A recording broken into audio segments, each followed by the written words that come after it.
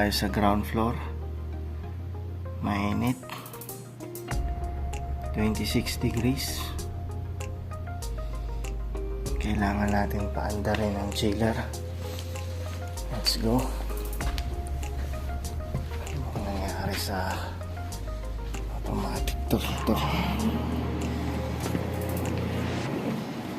Yung manual, hindi na siya mag-automatic.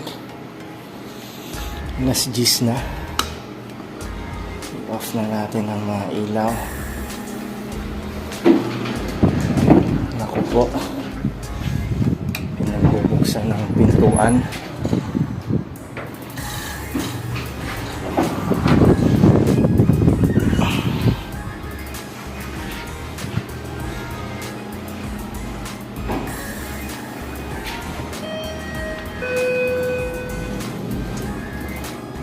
Tignan natin yung room temperature ng third floor. Hello. 26 sa ground floor. For sure 27 sa third floor.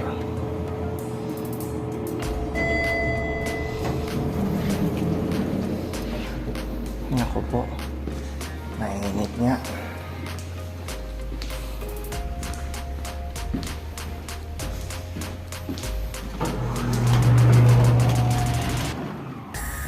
Mainit nga.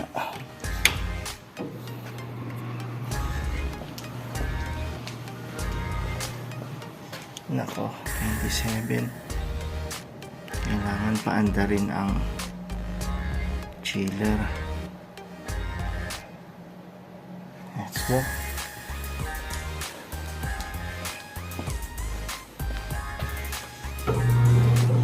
Check natin kung may nagbukas ng bintana. Hindi siya lalamig.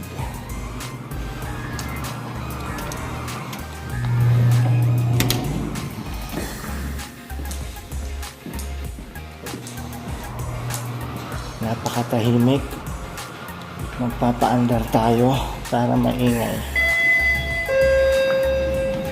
Punta tayo sa 4th floor. Okay.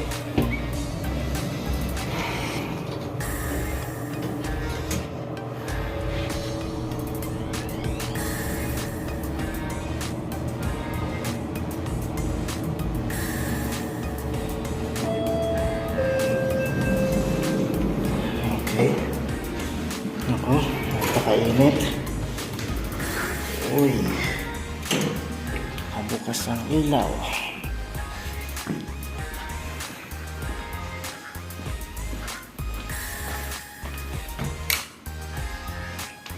Yun, oh.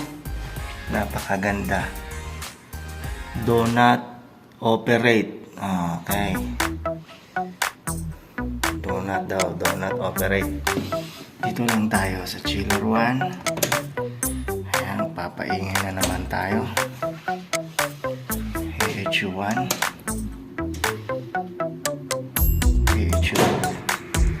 Ayan. Ready to go na naman.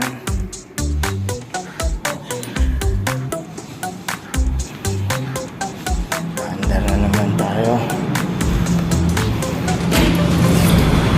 Hello. Oh, madilim. Anda rin ang pump 1 sa auto. CH1.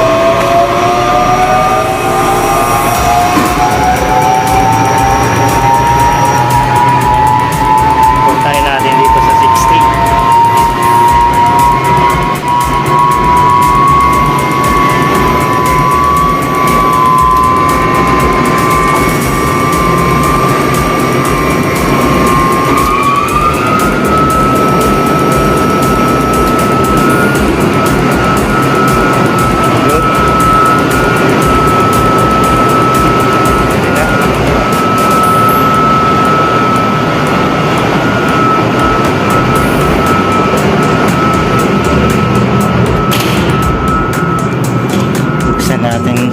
Saglit yung pintuan para may pumasok na preskong hangin. Ayan, good evening, alas 10. Dahil na naman Sabado ng gabi at bukas Linggo may opisina.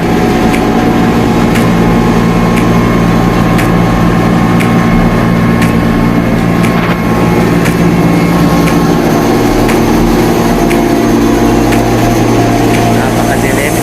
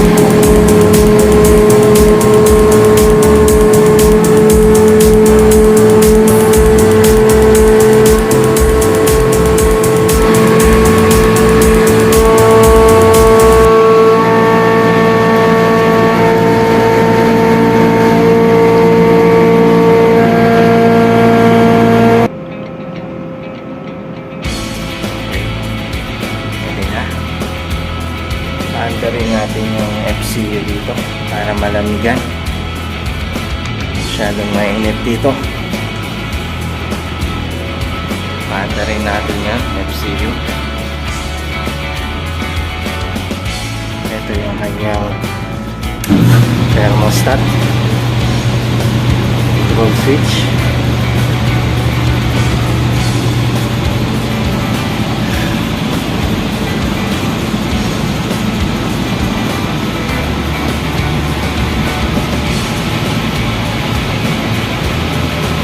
Po yung circuit breaker para sa chiller, yung heater sa kabilaan po yan.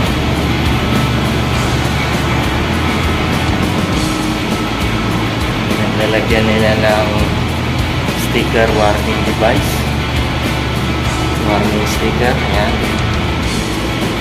electrical hazards.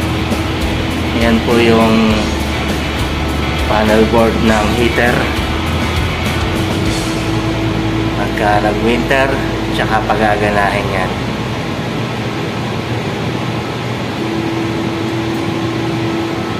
So ngayon napakainit, di obra.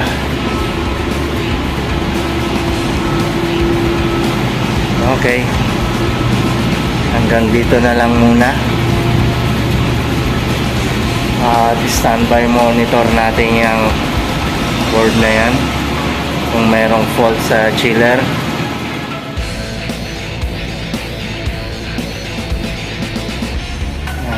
Buksan natin yung CR para hindi amoy tulog.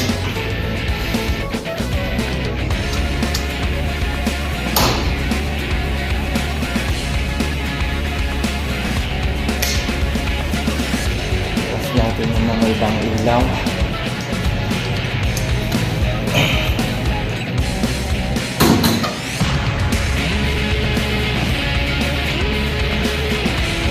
Patay ng second floor.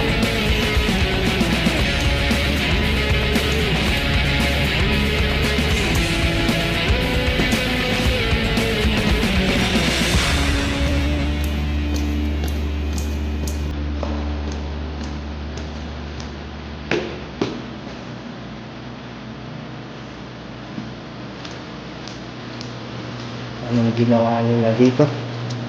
At bakit napakarumi, napakagulo.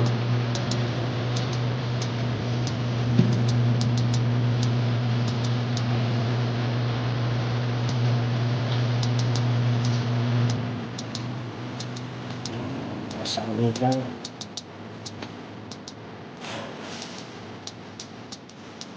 Ano pang ginawa nila? Bakit dito? Napakarumi.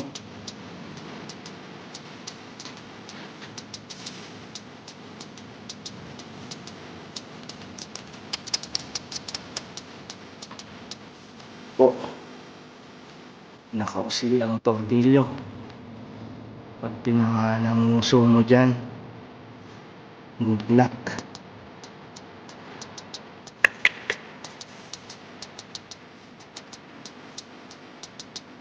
Okay.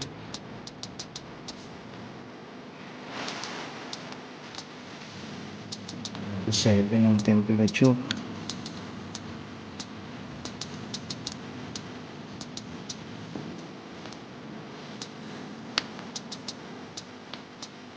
Off.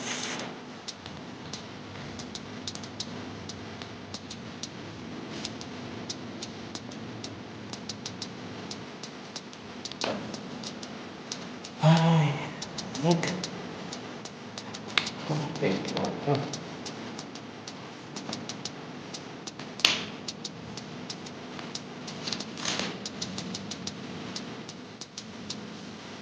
26.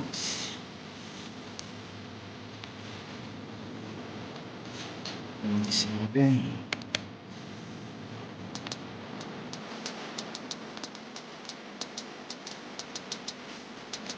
Natin yung ilaw.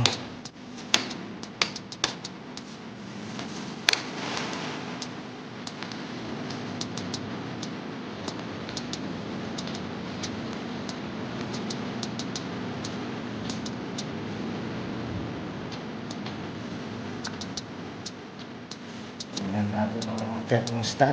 Naka-off. Tingnan, 26. 27.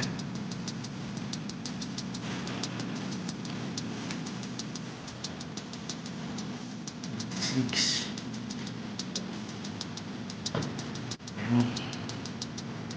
Gumawa sila ng gagaya ng firehouse.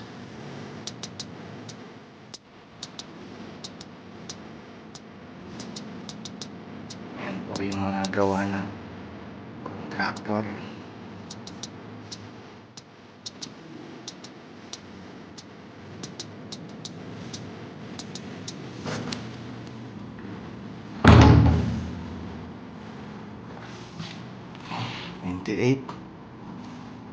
Ayan.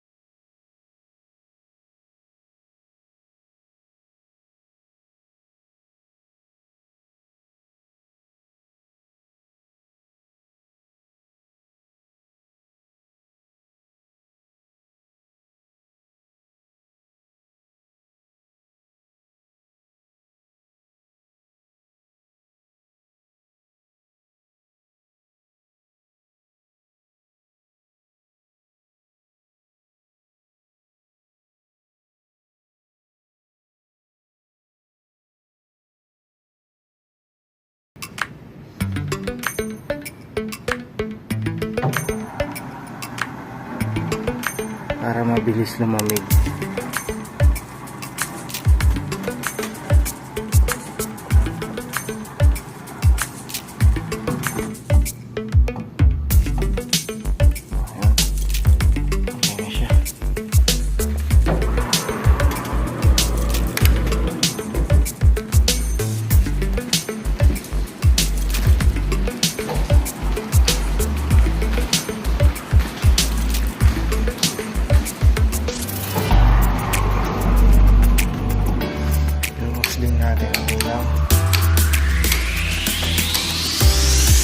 Bababa tayo sa first floor.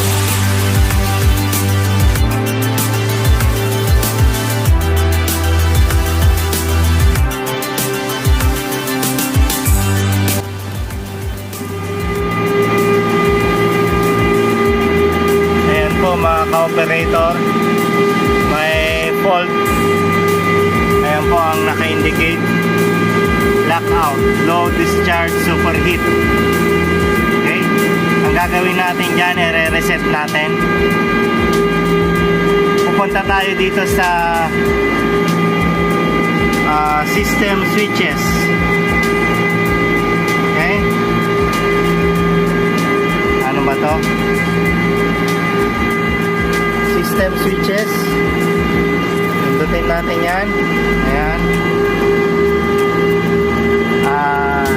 Yung system 1 na yan, mapupuntahin natin sa system 2. Ipindutin natin dito. Ayan. Reset lockout muna pala. Reset lockout. Tapos system 2 dito. Ayan. Ayan. System 2 on. Tapos reset. Pindutin natin tong check. Ayan. Tapos reset lockout. Enter. Tignan mo dito sa status kung nag-reset na. Ayan, okay na siya. Naka-standby na siya para mag-change over dito sa system 2. Okay, ganun lang. Once na may fault, punta ka lang dito sa system switches. Dito mo siya i-reset. Nahanapin mo siya dito. Ito yung pinaka-enter niya.